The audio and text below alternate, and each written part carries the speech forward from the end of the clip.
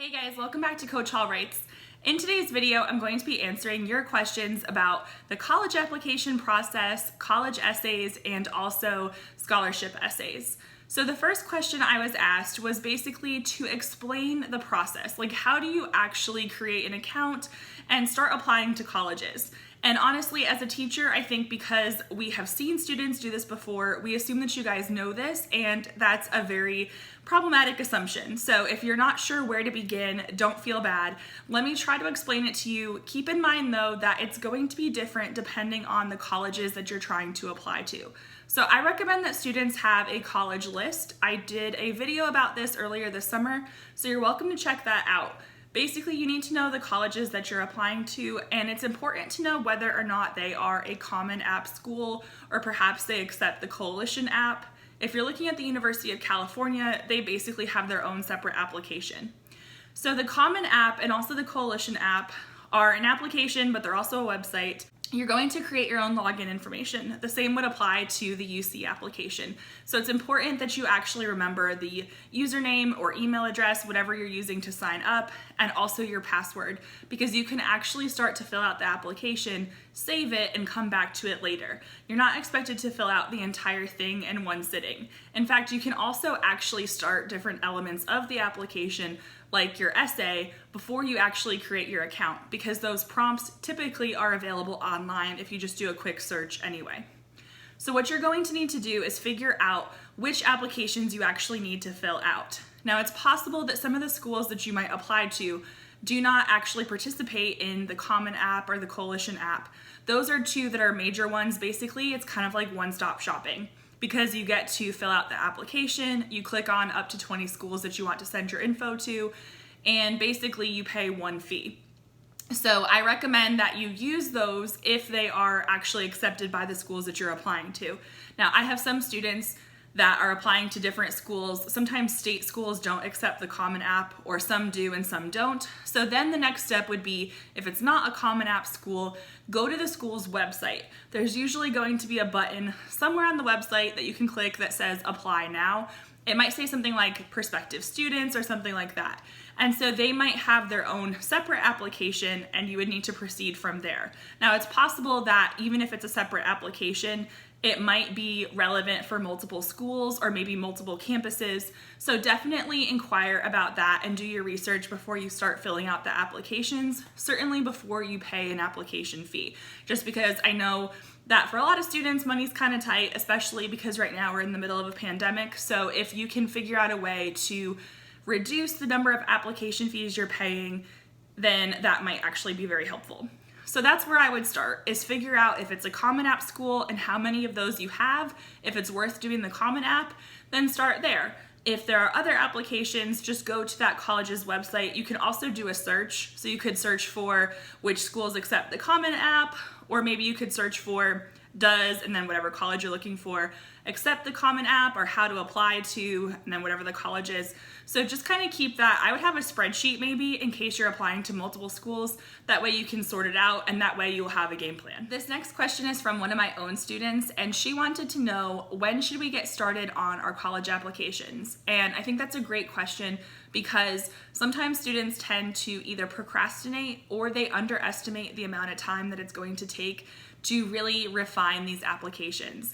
Now, some applications don't require an essay. They're pretty short to fill out, so keep that in mind. But if you are applying to schools that do have a personal statement that you need to submit, or maybe some supplemental essays, you're going to want to start sooner rather than later.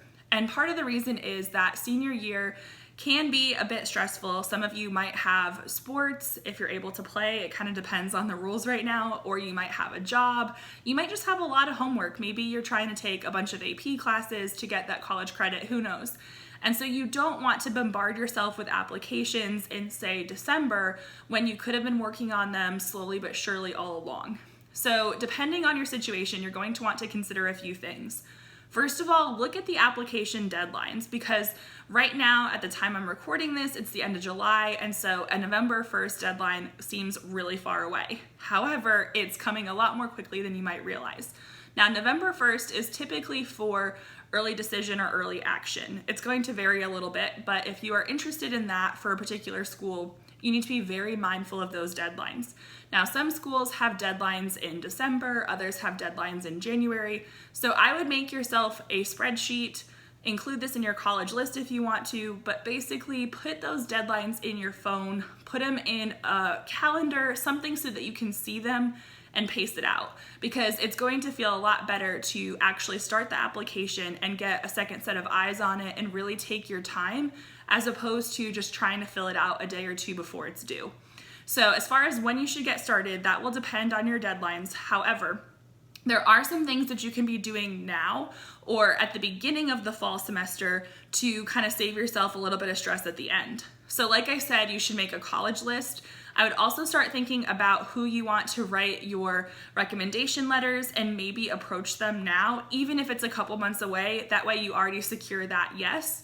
I would recommend that you give them at least 2 weeks notice though, maybe more depending on how busy they are, but these are things that you can be doing now. I also recommend that you start to get in touch with your guidance counselor, whomever is in charge of seniors at your school, because I know it varies. Some schools have different policies and multiple counselors, so figure out who is going to be your guidance counselor for senior year and start to talk to them about your interests and the schools that you want to go to, because when it comes time for applications and also scholarships, which are usually in the spring, they will be able to help you through that process a whole lot more efficiently. So basically figure out, based on how busy you are, when you need to get started. Also keep in mind that it sometimes takes students multiple drafts in order to finish a personal statement. You can repurpose stuff from one application to the next within reason. So you're not necessarily writing 20 essays, even if you have to submit 20 essays, but you do want to give yourself time to put forth quality effort, especially if you are applying to very competitive schools. Another thing that you're going to want to be mindful of is FAFSA. I always want to say FAFSA, but that's not it. But it's federal aid, and so you're going to need information perhaps from your parents. I know a lot of students need help from the guidance counselor because it's just kind of a confusing process. Now, I am not an expert in this, but I did ask our guidance counselor, who is amazing by the way, for some tips, and she did give me 5 tips, kind of like things that she sees students do that kind of complicate the process and things like that. And so I'm going to include those in a separate video, probably closer to October, because I believe that is when that whole process opens up anyway. But just kind of keep that in mind, that you're going to potentially need your parents' help or your guidance counselor's help on this, and it's part of the application process, but it's also sort of separate. And it's something that you, especially if you don't have older brothers or sisters, you've probably never heard of this or done this before, so don't freak out, but just kind of keep in mind that that is an element of the process. This next question is about personal statements, and I've gotten a lot of variations of this question, but students want to know things like, can I write about a high school breakup? Can I write about divorce? Can I write about my mission trip experience?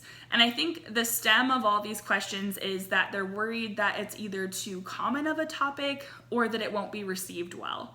And so one thing I would say is that, quite frankly, it's all about the execution. Sometimes students try to do these really crazy topics because they're trying to be unique, but they fall flat. Other times they're brilliant. So it's all about the execution. There's an essay, you can probably Google it, but the girl wrote about going to Costco. I show my students this essay every year. In fact, I'll try to link it below, because you would think that going to Costco would not be that profound of an experience, but the way that this student wrote it, it's actually a really interesting essay. And I'll just let you guys read it. I'll link it below. So kind of keep that in mind. But at the same time, you don't necessarily need to go out and have these crazy experiences just for the sake of writing your Common App essay. I've actually heard of students go shark cage diving because they wanted to write about it for their personal statement, thinking that they would be unique. But in actuality, like 10 or 12 other people wrote about shark cage diving, so it really was not that unique. So don't make any trips to go bungee jumping just to write your college application essay, please. Now, that being said, let's talk about some of these more universal topics, like breakups or divorce or maybe even mission trips. So you want to make sure that there is a reflective component. It does depend on the prompt that you're answering, but generally speaking, you want to show personal growth, how you've changed, perhaps how your worldview has changed. And so let's talk about divorce specifically. I have read several really awesome essays from students who are writing about their experience with divorce. And even though, let's say in a class of 25, 5 kids wrote about it, they were 5 very different essays. And so I would encourage you that if that is a topic that you want to explore, it's the first thing that comes to mind, go ahead and write the essay. What I have found is that sometimes that leads to a different essay.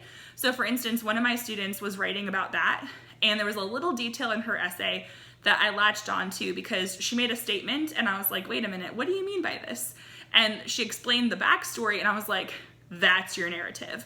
Start there. That's the story I want to hear. So sometimes it takes getting it out of your head and on paper before you realize where you want to start and end your story. So I would say if you are not sure what to write about, but you're like, should I write about this? Even if it doesn't end up actually being the final essay that you submit to colleges, it could be part of your process. So keep that in mind. Now, I will say with breakups, I would be a little bit hesitant just because of the perception of teenage relationships. But if it was a circumstance where you really did grow and you learned maybe to value yourself or something, whatever the message was for you, then I would say that perhaps it's worth considering. Like I said, you could just write the essay and then see if you can come up with a backup topic. Show those essays to a teacher, a guidance counselor, a parent, and ask their input. Don't show it to too many people, but it is okay to at least try it. You're not going to know if you like the execution of the essay if you don't try it. So case in point is that one of my students was telling me about this essay that she read. It was a personal statement all about potatoes. And if you just told me, hey, Coach Hall, I think I'm going to write about potatoes for my personal statement, I would be like, are you sure you want to do that? But this essay was amazing because of how it was executed. So don't sell yourself short, but I wouldn't want you to get too attached to an idea that you're not open to revision and things like that. Now, mission trips are very valuable. It's nice to do service, yes, but a lot of students do mission trips, and especially if you only were gone for a week, I personally would find it hard to believe as a reader that it was truly that impactful. I think sometimes students try to overly exaggerate their experiences. Now, if it was a month or 2 months, then I could see how it might be a bit impactful, but those tend to be a bit cliche. And even if it's not your personal statement, sometimes students write about that in their supplements. I'm not saying you can't. Just be very mindful of how your words are coming across. That would just be my only warning with that one. The next question is, what is the difference in style between a personal statement and a scholarship essay? And to be honest, depending on the prompt, these can actually be more similar than you would think. In fact, a lot of students actually take elements of their personal statement or maybe their supplemental essays and they repurpose them later on for scholarships. So you can actually take your ideas and transform them for another prompt, and it's totally okay, especially if it's a totally different school or a scholarship. So one thing to keep in mind is that a personal statement is going to be more narrative. It's going to be more like creative writing as opposed to academic writing. Now that doesn't mean that you can't incorporate academic ideas, but typically the style is going to be more detailed and that kind of thing. So you need to find your own voice, but it's going to be perhaps a bit more story-like. Now, some of the supplemental essay prompts, like why do you want to go to this college, are a bit more straightforward. You can make it a bit creative, but usually you're pretty limited in the word count, so it benefits students to be a bit more direct. So these are going to be a bit more matter of fact. However, you still need to include specifics and details. It's just not that flowery language that you would expect with a narrative style. So some scholarship application essays are going to be a bit more matter of fact in terms of the question that you're being asked, whereas other times you might be able to share your story. So if you're really not sure if you are capturing the correct style, then I might show it to a teacher or a guidance counselor. But I think as you guys start to write some of these responses, you're going to realize which ones need to be a bit more creative and which ones need to be a bit more matter of fact. So now let's talk about scholarships. Generally speaking, students are going to be applying to college in the fall semester of their senior year and focusing on scholarships in the spring. But it will vary from state to state and school to school, so just keep that in mind. So once you have received your offer from a college and you know exactly how much you would need to pay and whether or not you would need student loans and things like that, you might want to look into whether or not they offer private scholarships. Now, not every college is going to do this, but some colleges will have certain private scholarships or privately funded scholarships that you can apply for. And so I would look into those options as well. And then another thing to do would be to focus on local scholarships. There are national scholarships. For instance, there are certain websites like FastWeb that can show you the different national scholarships. And if you are a strong candidate for one of those, I would say go for it if you want to. But to be honest, when I was applying for scholarships and for the vast majority of my students over the past several years, the money has been locally. I've had students be able to pay off their entire freshman year and get some extra money to spend on books and other things like a new computer simply because they applied for local scholarships. And to be honest, a lot of local scholarships are for upcoming freshmen. There are fewer scholarships when you're a sophomore, junior, and senior, so you really want to take advantage of those during your senior year. So one question might be, okay, how do I find out about these local scholarships? I'd recommend speaking to your guidance counselor. A lot of them probably have some sort of web page and they can direct you to that. They might have like last year's applications up, so you could look at the timeline. Usually, though, with COVID-19, things might be different. The timeline is the same from year to year. So if it was typically due in the first week of April, then you could assume that this year the application is likely going to be due the first week of April. And you can kind of pace yourself with these. You can also look at the prompts because for the most part, they don't really change them. And so you can kind of plan ahead and see if you can actually repurpose anything from your college application essays for your scholarships, because that is possible. I had a student a couple years ago. She applied to like 30 local scholarships and she only used the same 4 essays. She just repurposed them. So I helped her with the first several, maybe the first like 5, and then she got the hang of it. And suddenly she was just asking me for an updated recommendation letter and she had her essays done. So if you have someone writing a recommendation letter for you for your college applications, they have it done. They can just edit it a little bit and customize it to the scholarship, and they can print it out for you, sign it, whatever they need to do. So just kind of keep that in mind. You're going to need these recommendations for some scholarships as well. So basically, this student was able to take certain ideas. She had an essay about why she wanted to major in her field. She had an essay about sports. She had an essay about like some personal circumstances. She was able to take these ideas and repurpose them for several scholarships. And so sometimes she had to reduce the word count, sometimes she had to increase the word count, but basically she was able to take these ideas and reuse them. So it's not that it wasn't a lot of work, but it was valuable work. She was able to just kind of like pick and choose what she needed to include instead of starting from scratch every single time.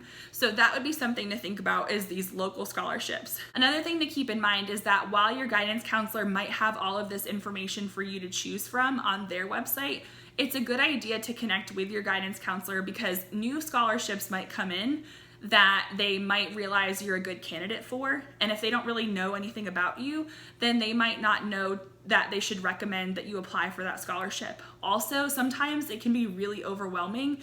There could be 50 or 100 or 200 possible scholarships, and you sifting through them might be really stressful. Whereas if you could talk to your guidance counselor, they might be able to recommend certain places where you could start. So sometimes they're very generic scholarships. Sometimes they're very specialized. It could be for a first-generation American. It could be if your parent is a member of the military. So sometimes the criteria is really specific and that narrows the pool, which is really helpful. But if your guidance counselor doesn't know that you fit in that criteria, you could potentially miss out on that opportunity if you don't discover it yourself. So my advice would be to actively look for these scholarships, but also inquire and ask your guidance counselor if they have any recommendations, because their job is to help you. And quite frankly, as somebody who is still trying to pay off her grad school loans, I would recommend that you guys try very hard to get as much financial aid or scholarship money as possible. One thing that I did not realize when I was your age is that even though I basically had my entire freshman year paid for through either the school scholarships or local scholarships, is that it's harder to find scholarships when you're a sophomore, junior, and senior in college because there are fewer opportunities.